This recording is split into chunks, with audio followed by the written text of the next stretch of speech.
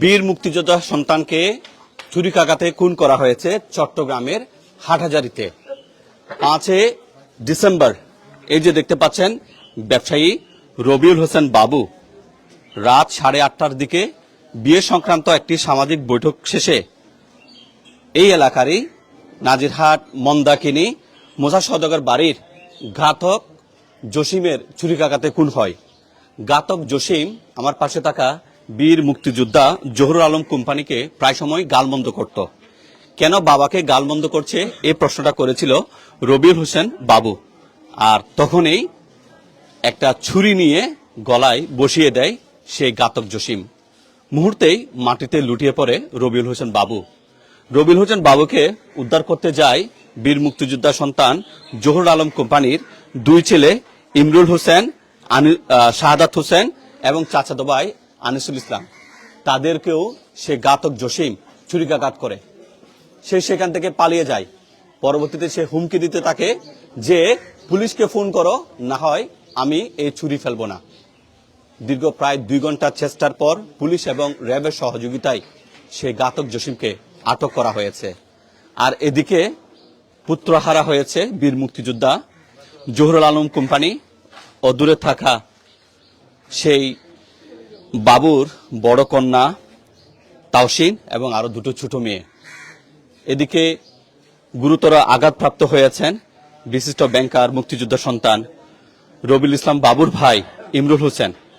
আমরা এই বিষয়টা জানার জন্য তার বাড়িতে এসেছি।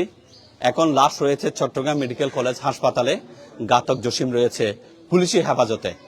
আমরা একটু কথা বলতে চাইব। সর্বপ্রথম বীর মুক্তিযোদ্ধা জহুরুল আলম কোম্পানি, কথা বলার ভাষা নেই। আপনার ছেলেকে নির্মমভাবে খুন করেছে, কি জানতে পেরেছেন একটু বলবেন?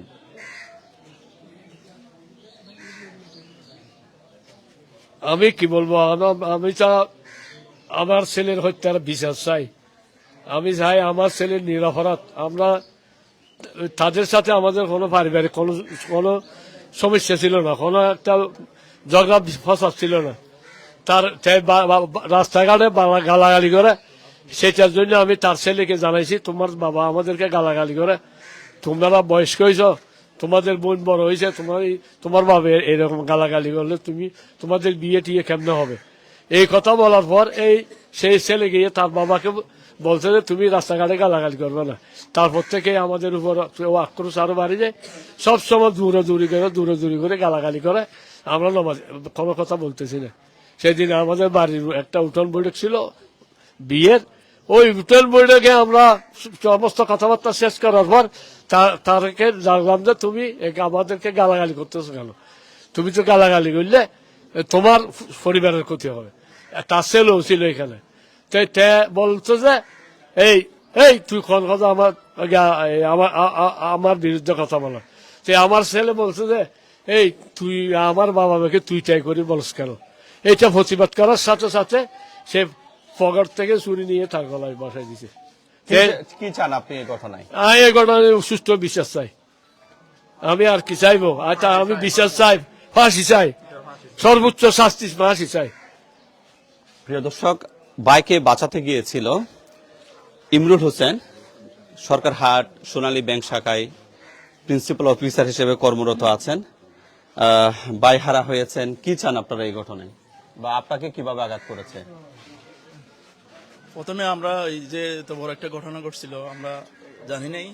পরবর্তীতে আমাদেরকে ওই পুরাতন বাড়ি থেকে আমাদের কল দেওয়া হয়েছিল যে আমার ভাইকে ছুরি মারা হয়েছে। এরপর আমি আর আমার মেজো ভাই আমরা দুজনে যাই। যাওয়ার পর প্রতিমধ্যে আমরা ওই খুনিকে দেখতে পাই। দেখার পর ওকে তখন আমরা ধরার জন্য চেষ্টা করি। ও আমাদের উপর আক্রমণ করে এবং আপনারা দেখেন আমার কি অবস্থা করছে। এরপরে আমার ছোট ভাই ইমন, একেও খুব ভালো ও জখম হয়েছে। তো আমি এখন ওই সর্বোচ্চ শাস্তিটাই চাই, যে ফাঁসি চাই।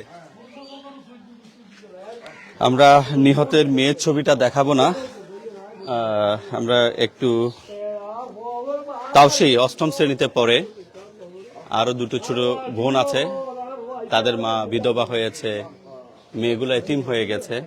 আমরা চেহারাটা না দেখি একটু কথা বলি। কি চাও মা এই ঘটনায় তোমরা? আসসালামু আলাইকুম। আমি চাই আমার বাবার হত্যার বিচার হোক। আমি চাই একটা মানে আমার বাবার হত্যাকারীর ফাঁসি হোক। তিনি আমার আমার আমরা 3 বোনকে বাবা হারা করিয়েছেন। আমি চাই তার হত্যার জন্য তার ফাঁসি হোক। তাছাড়াও তিনি আমার 2 জন চাচাকেও গুরুতর আঘাত করেছে, তো তাই আমি চাই যে তার ফাঁসি হোক। তোমার বাবার সাথে সর্বশেষ কথা কবে হয়েছে তোমার? আমার কালকে সকালের দিকে। তোমার দুটো ছোট বোন, এদের কি অবস্থা? আমার একটা ছোট বোন 6 বছরের, ও এখনো ভালো করে কথা বলতে পারে না। ও আমার আব্বু ছাড়া কখনো ভাত খাবে না। এখন আমার মেজ বোনটাও এখন বুঝে, ও অনেক কষ্ট পাইছে, কিন্তু আমার ছোট বোনের জন্য বেশি কষ্ট হচ্ছে। ক্লাস 8-এ পড়ে তাওসি, সে তার বাবা হত্যার বিচার চায়, কিন্তু বিচার হবে কিনা সেটা হচ্ছে সবচেয়ে বড় প্রশ্নবিদ্ধ বিষয়। দেখা যাবে এই সমস্ত খুনিগুলো 1-2 বছরের মধ্যেই আবার বেরিয়ে চলে আসে। আমরা একটু ছোট করে, আরেকজন ভাই আছে, ছোট ভাই, মেজো ভাই, কি চান এই ঘটনা একটু বলবেন? আমি চাচ্ছি যে এর একটা সুষ্ঠু বিচার হোক।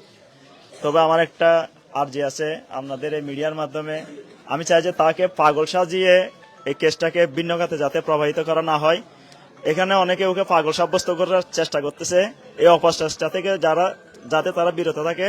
এ মুঠে পাগল না, আমরা যতটুকু জানি একদম সম্পূর্ণ ঠিক আছে, ওর মন মানসিকতা ঠিক আছে। ও সম্পূর্ণ উদ্দেশ্য প্রণোদিত হয়ে হত্যা চেষ্টা করেছে আমার 2 ভাইকে, আর আমার বড় ভাইকে তো মেরে ফেলছে। আমি চাইবো যে ওকে পাগল অন্তত না সাজানো হোক। আমরা এখানে বিশিষ্ট আলেম নাজিরহাট বড় মাদ্রাসার মুহতামিম আছেন, মুফতি হাবিবুর রহমান কাসেমি। আপনার পাশের এলাকায় এখানে একটা ব্যবসায়ীকে, মুক্তিযুদ্ধ সন্তানকে খুন করা হয়েছে, একটু জানাবেন প্রতিক্রিয়া। বিসমিল্লাহির রহমান রহিম।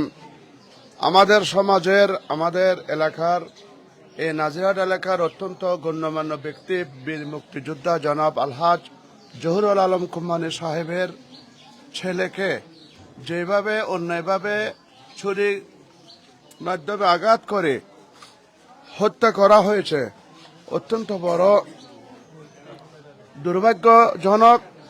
আমি দেখতে আসলাম, আমি এটার এই অন্যায় কাজের জন্য, এই অসামাজিক কাজের জন্য আমি কর্তৃপক্ষ কাছে এর বিচার চাইতেছি।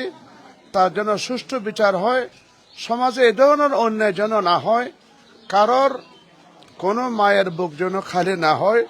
এভাবে সাধারণ একটা কথা নিয়ে ছুরি আঘাত করে যে তাকে হত্যা করা গেল, এটা আমরা সবার দৃষ্টিতে অনেক বড় অন্যায়। এটাকে বিচার করে তার যথাযথ বিচার কার্য যেন করা হয়। এটা আমি সরকারের কাছে, কর্তৃপক্ষের কাছে এটার আমি খাস থাকার, এবং আমি তার ছোট ছোট 3টা মেয়ে আছে শুনলাম, তাদেরকে সান্ত্বনা দিচ্ছি। এবং তার আব্বা আমাদের বীর মুক্তিযোদ্ধা জনাব জহুরুল আলম কোম্পানি, ওনাকে আমি সান্ত্বনা দিচ্ছি। আল্লাহ তাআলা আমাদেরকে সবার তৌফিক দাও, এবং অন্যের জন্য বিচার আমি চাইতেছি, তার জন্য সুষ্ঠু বিচার হয়। সালাম। প্রিয় দর্শক, আমার পাশে আছেন রহমতুল্লাহ, যারা আরো কয়েকজনে মিলে এই রবিউল হোসেন বাবুকে উদ্ধার করে মেডিকেলে নিয়ে গেছিল। যখন নিয়ে গেছিল কি দেখতে পেয়েছেন, বা গলায় যে ছুরিকাঘাত করা হলো কি দেখতে পেয়েছেন একটু বলবেন? এখান থেকে যখন মেডিকেলে নেওয়া হয়েছিল, সম্ভবত আমরা যখন মেডিকেলে নিয়ে গেছিলাম, ওনার তখন হালকা একটু পালস ছিল, কিন্তু উনি হয়তো এটা শেষ, মানে সর্বশেষ হয়তো একটু করে পাওয়া গেছিল। ইসিজি করার পর তাকে মৃত্যু ঘোষণা করা হয়। আসলে আমাদের এলাকায়, এই মন্দাকিনী এলাকায় যে ঘটনাটি ঘটলো, যে ঘাতক জসিম যেভাবে জ্যাকেটের পকেটে, এবং উনি পরিকল্পিত এমন একটা জ্যাকেট উনি তৈরি করছেন, ওই চুরিটাই বরাবর যেন জ্যাকেটের মধ্যে উনি নিতে পারে। যে কল্পনার বাইরে একটা, হয়তো আমার সাথে আপনার কথা হবে এরকম, মানে স্বাভাবিক ধাক্কা নাই, পকেট থেকে চুরি নিয়ে এরকম করে গলায় এই জায়গায় ঢুকাই দেওয়া, এটা কিন্তু মারাত্মক একটা কি যখন এরকম একটা ঘটনা এলাকাতে যেহেতু ঘটেছে, এটার যদি সুস্থ বিচার না হয়, আপনি জানেন, আপনি একটা ভিডিও করেছেন মন্দাকিনী সরোয়ারের যে ঘটনাটা, উনি কিন্তু আবার উনি কিন্তু বাইরে ঘুরতেছে, কিন্তু ওনার কোনো বিচার হয়নি। এই কারণে মানুষ সবাই হতাশ। আজকে ওনার বিচার হলে উনি এই সাহসটা পেত না। আমরা চাই এরকম দুইটা ঘটনা, দুইটাই মন্দাকিনী, এই ঘটনার সর্বশেষ যদি বিচার না হয়, আমরা এলাকাবাসী সবাই চাচ্ছি এটা সুস্থ এবং সুন্দর একটা বিচার মাধ্যমে ওনাকে যাতে ফাঁসিতে কি ঝুলানো হয়। আমার ইমন আনিসুর রহমান ইমন আর বাচ্চা ভাই ইমন যখন ওনাকে গাড়িতে তুলতে চাচ্ছে, ওনাকে গাড়িতে নিতে পারবেন না, গাড়িতে তুলতে পারবেন না বলে ওনাকে আক্রমণ করলো। ওনার এখানে প্রায় 15-20 ওনার নার্ভ কাটা গেছে, ওনার মারাত্মক জখম হয়েছে। উনি বাড়িতে আসেন, চট্টগ্রাম মেডিকেল কলেজ থেকে উনি চিকিৎসা শেষ করে এসেছেন এরকম। এবং আপনারা জানেন বাচু ভাই, ওনাকে বাচু ভাই বলে, ব্যাংকার, সবাই চিনেন। উনাকে যেভাবে হত্যা করেছেন, মানে জহিরুল আলম কোম্পানি বীরমুক্ত, ওনার ছেলের উপর ওনারা ক্ষিপ্ত কেন? উনাদেরকে সবাইকে, মানে উনি সবাই কয়েকদিন আগে বলতে সবাইকে মেরে ফেলবো, বাড়ির সবাই এরকম, উনি সবাইকে মারার চেষ্টা করতেছে, অপচেষ্টা করতেছে। এটা হয়তো ওনাকে কেউ নির্দেশনা দিছে, একজনকে মারলে সব ঠান্ডা হয়ে যাবে, এদেরকেও খুঁজে বের করতে হবে কে নির্দেশনা দিছে, নাইলে ও একা করা সম্ভব না এই কাজ। এবং ওনাকে যে হামলা করলো, বাড়িতে 20-30 জন লোক ছিল তখন, ওনারা, আমার প্রশ্ন হচ্ছে ওনারা ওইখানে ওনাকে মানে 2-3 জনকে 1-2 জন আগায় আসলো, আর কেউ আগায় আসলো না কেন? এখানে হয়তো কেউ জড়িত আছে না, এখানে এটা খতিয়ে দেখা। আমি মনে করি যদি যারা সরাসরি সম্পৃক্ত অথবা ওনাকে সাহস জুগিয়েছেন, ওনারও আসাম, ওনাদেরও সুস্থ বিচার হোক, আমি এটা প্রত্যাশা করছি এলাকাবাসীর পক্ষ থেকে। প্রিয় দর্শক, লাশ উদ্ধার করে চট্টগ্রাম মেডিকেল কলেজ হাসপাতাল মর্গে প্রেরণ করা হয়েছে। ঘটনা ঘটেছে 5 ডিসেম্বর। আপনাদেরকে একটু জানিয়ে রাখি, বিচার ব্যবস্থা খুনিদের আইনি সহযোগিতা দেওয়ার কারণে খুনিরা 1 বছর 1.5 বছর পরে আবার বের হয়ে আসে। এই যে বিচার ব্যবস্থার এই দুরবস্থার কারণে খুনিরা এ ধরনের খুন করতে তারা উৎসাহ বোধ করে এবং এই ধরনের কর্মকাণ্ডগুলো দেখে অপরাধীরা অপরাধ কর্ম করে যায়। একটা মানুষ খুন করেছে, সে আবার কিভাবে আইনের ফাঁক করে বেরিয়ে আসে। এই জন্য দেখা যায় অনেক আমাদের সম্মানিত উকিল ভাইয়েরা তাদেরকে আইনি সহযোগিতা দেয়। এমনও অনেক কিছু জানা আছে, যে খুন করেছে সে উকিল ভাইকে জানিয়ে দেয় আমি খুন করেছি, আর উকিল ভাই সেখানে এতটুকু লেখাপড়া করে ওই বলে যে আমার মক্কেল ঘটনাস্থলে ছিল না, মক্কেল ওখানে ছিল। এটা লজ্জাকর। কেন লজ্জাকর? আমরা ছোট্ট জ্ঞানে বলি, প্রত্যেক উকিল ভাই উচ্চশিক্ষিত, ডিগ্রি নিয়েছেন, মিথ্যা বলা মহাপাপ, এগুলো জানেন। আমার প্রশ্ন হচ্ছে যে যেগুলো আত্মস্বীকৃত খুনি, যারা উকিলের কাছে বলে যে আমি এভাবে খুন করে ফেলেছি, আমাকে বাঁচান, উকিল টাকার বিনিময়ে সেই কোর্টে যেয়ে মিথ্যা তথ্য উপস্থাপন করে যে আমার মক্কেল ঘটনাস্থলে ছিল না। আজকে উকিল ভাইদের এরকম চিহ্নিত খুনি, জঘন্য খুনি, যারা হত্যাকাণ্ড করে, যারা ধর্ষণ করে, তাদেরকে আইনি সহযোগিতা দেয় বলে আমাদের দেশে বিচার হচ্ছে না। সরকার বলে কোনো কথা নেই, যে সরকার আসুক যাক। আপনি দেখেন ইয়াবা ব্যবসায়ীকে ইয়াবা সহ ওখানে ধরিয়ে দিয়েছে, আবার উকিল ভাই তাকে আইনি সহযোগিতায় বের করেছে, সে বের করে আবারও ইয়াবা ব্যবসা করে। খুনি খুন করেছে, তাকে আবার 1 বছর পর 2 বছর পর তাকে বের করে নিয়ে আসছে উকিল ভাইয়ের সহযোগিতায়, সে আবারও খুন করতে উৎসাহ বোধ করছে। আর খুনিরা কি বলে, মার্ডার একটা করেছি, সেটার রায় হচ্ছে ফাঁসি, আরো একটা করবো, ফাঁসি তো ডাবল হবে না, ফাঁসি একটাই। তো মন্দাকিনীর এই যে রহমত ভাই যে কথাটা বলেন, সরওয়ার তার ভাইকে খুন করেছে, অথচ সরওয়ার নাকি এখানে এখন ঘোরাফেরা করছে, প্রকাশ্যে ঘোরাফেরা করছে। তাহলে কেন? আজকে এই যে জসিম, উশৃঙ্খল যুবক, সে খুন করেছে, দেখা যাবে সে 1 বছর 2 বছর পর আবার বেরিয়ে আসবে, সে আর একটা খুন করবে। তো এগুলা যাতে না হয়, বিশেষ করে উকিল ভাইয়েরা অন্তপক্ষে নীতি যেন বিসর্জন যে না হয়। আপনি আইনি সহযোগিতা দিবেন, কিন্তু আইনি সহযোগিতা খুনির পক্ষে কেন হবে?